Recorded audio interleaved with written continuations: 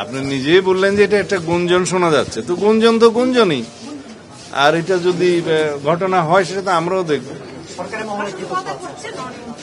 আপনি বললেন যে এটা একটা গুঞ্জন, গণমাধ্যমে আসছে, হতে পারে। আপনারা রাষ্ট্রপতিকে জিজ্ঞেস করতে পারেন।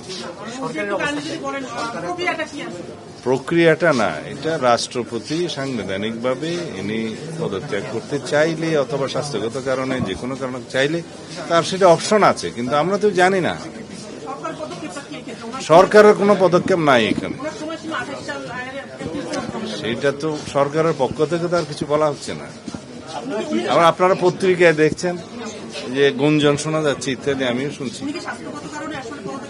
সেটা ওনাকে জিজ্ঞেস করতে হবে।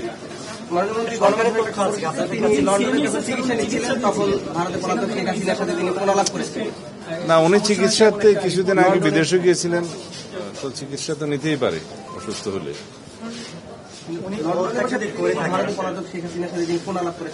সেটা আমি জানি না, আমরা শুনি না। এটা সরকারকে জানানোর কথা না। যদি মহামান্য রাষ্ট্রপতি স্বাস্থ্যগত কারণে হোক যে কোনো কারণে হোক পদত্যাগ করতে চান, সেই অপশন তো ওনার আছে। এখানে সরকারের পক্ষ থেকে কিছু বলা হয়নি, আমিও এগুলো পত্রিকায় শুনছি। আর তিনি যদি পদত্যাগ করতে চান সাংবিধানিকভাবে সেটা মাননীয় স্পিকার বরাবর পদত্যাগপত্র দিতে হয়, এইটুকু নিয়ম আছে, জানি, এর বাইরে কিছু জানি না।